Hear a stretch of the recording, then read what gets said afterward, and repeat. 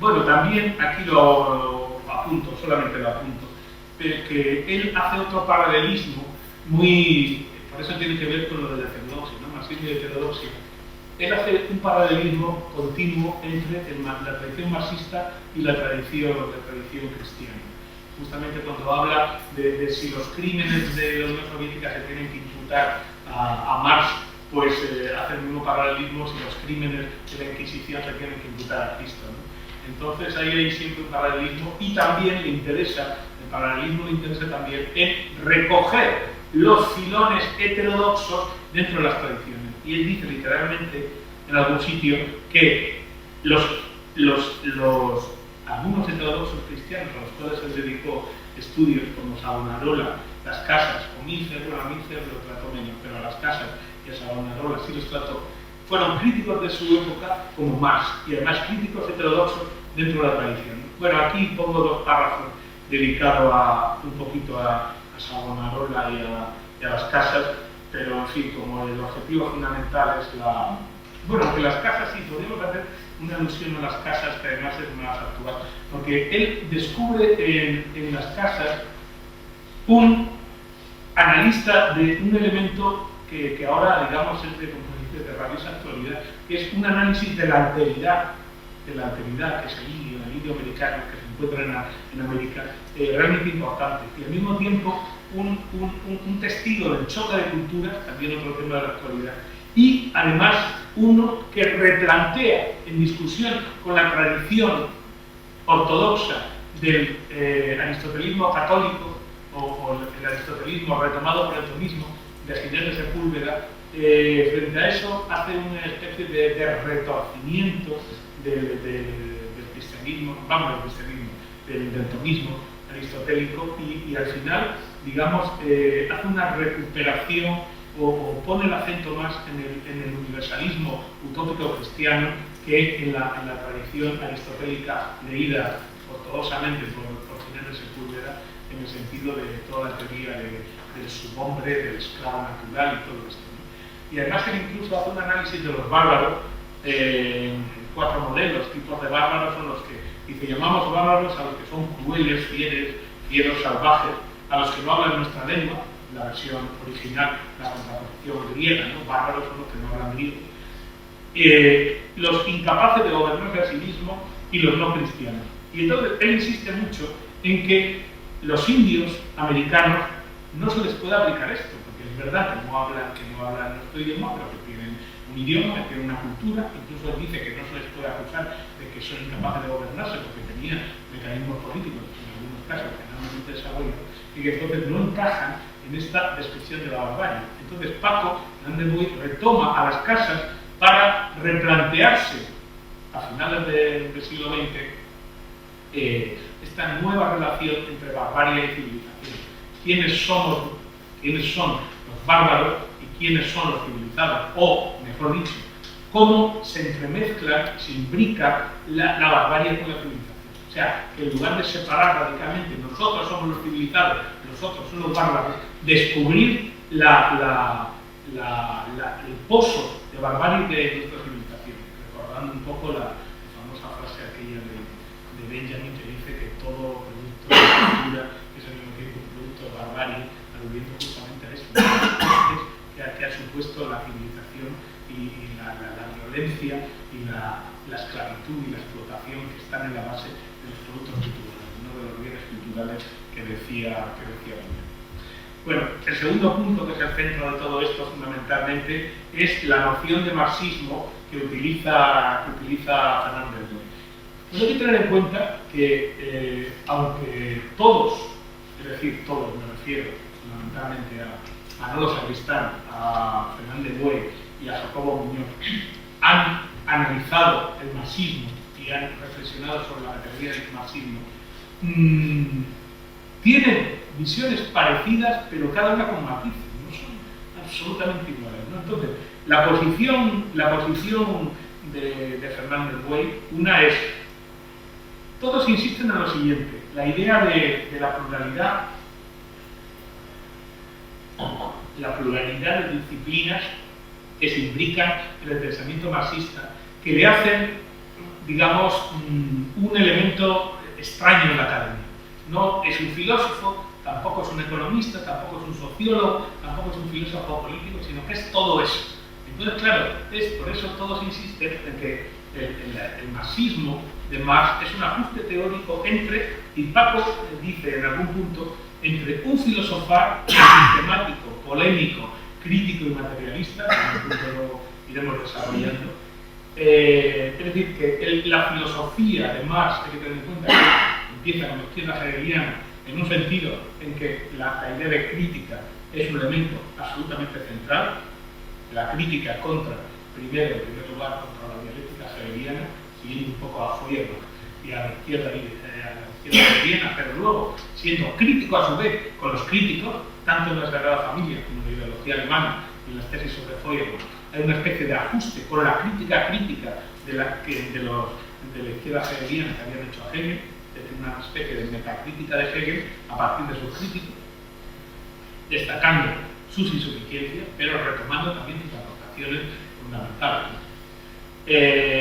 La teoría de la acción de uno, la crítica de la religión de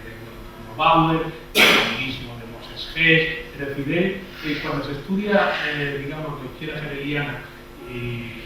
por su movimiento con Mario Pinto, y cómo eso se va articulando política e intelectualmente en las revistas, ¿no?, en los anales alemanes y tal, ahí se ve cómo Marx en realidad va recogiendo elementos que no son propiamente suyos, pero él es el que lo articula al final en un elemento estructural, ¿no?, bien, digamos. Bueno, el primero, el punto filosofal. El segundo, un análisis económico, sociológico e histórico del modo de producir y de los modos de vida que se derivan de este modo de producción. Ahí es un análisis en el que, siguiendo a Hegel, porque Hegel, uno de los primeros también que lo recogió, retoma la economía política inglesa, fundamentalmente Smith y sobre todo Ricardo. Y de ahí, él ya en París, de 43-44, empieza a otear que hay un elemento muy importante en la crítica de la economía política y que este elemento es fundamental para lograr convertir la revolución política en algo más que revolución social. Él había visto que la crítica y la revolución alemana había sido fundamentalmente, primero, una revolución religiosa. Bruno Bauer, Strauss y sobre todo que esa revolución religiosa se tenía que transformar o apoyar o convertir en una revolución en aquel momento liberal,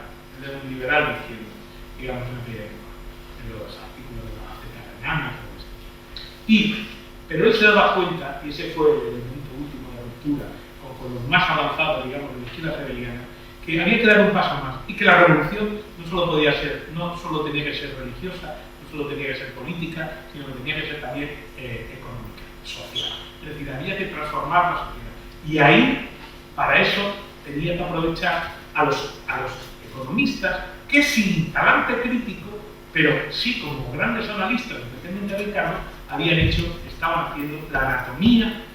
económica de las sociedades desarrolladas, especialmente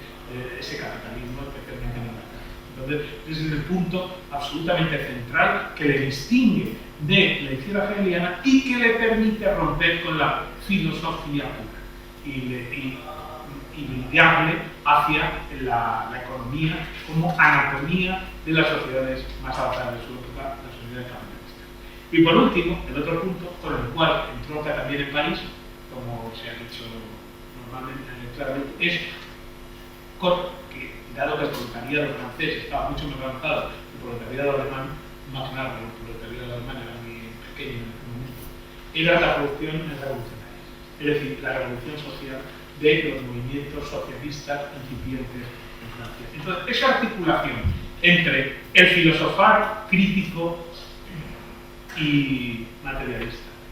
el análisis económico, sociológico e histórico de los modos de producción, y por último, una teoría de la revolución es lo que caracteriza el marxismo. Y este marxismo,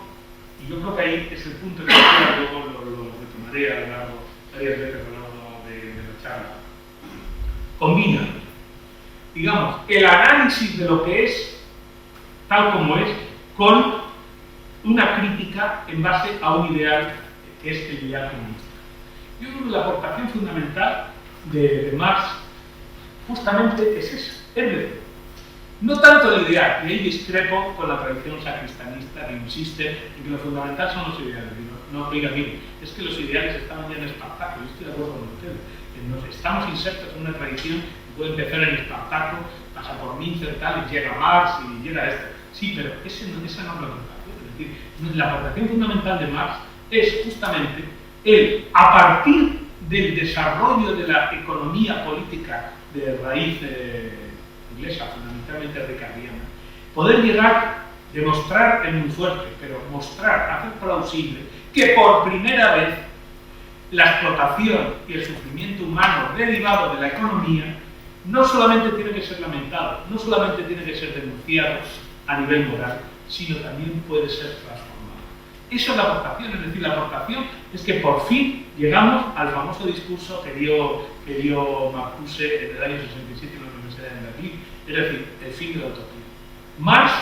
ha hecho plausible, mediante el análisis de la economía política del capitalismo, que por primera vez las explotaciones, o sea, el sufrimiento, la opresión ligadas a la economía, cuidado, aquí un paréntesis, uno de los elementos que los liberales utilizan para denigrar el marxismo y en general el comunismo es entenderlo como una secularización de la salvación cristiana. Es decir, piensan que el comunismo es la secularización de la escatología cristiana y de la parusía, es decir, del cielo. Eso no se le ha ocurrido a nadie con dedos de cabeza. Y nadie se le ha podido ocurrir que por acabar con la explotación económica estuviéramos en el cielo, porque somos seres finitos. Entonces el ser finito está sometido al sufrimiento, está sometido a la enfermedad, sobre todo está sometido a la muerte, y eso no tiene solución. Entonces, claro, no es el cielo, porque claro, la ventaja del cielo es que nos libera de la muerte, ¿no? La ventaja de Cristo es esa, claro, justamente, que como Él resucitó, nosotros resucitaremos. Pero el cielo es, sí, esa salvación total. El comunismo nunca se le ha pasado por la cabeza pensar eso. Siempre ha pensado que lo suyo era eliminar un elemento absolutamente esencial, pero solo un elemento de los innumerables del sufrimiento del ser humano, que es la explotación económica y como mucho la opresión política, pero nada más, no hay cielo, es decir, no hay escatología, no hay, aunque se haya leído, incluso muchos militantes lo tengan en plan religioso, como a veces se ve, ¿no?, de pensar que había una especie de transmutación, lo del hombre nuevo y toda esa mística, pero eso en realidad son lecturas absolutamente, digamos, idealistas del proceso comunista y del proceso socialista. Es decir, no hay cielo y hay salvación, no hay paraíso. Es decir, lo único, y no es poco, sería acabar con la opresión política mediante una democracia avanzada y con la explotación económica mediante un mecanismo más o menos de redistribución comunista, pero nada más, nada menos, pero tampoco nada más, ¿no? Entonces, ese es un punto importante.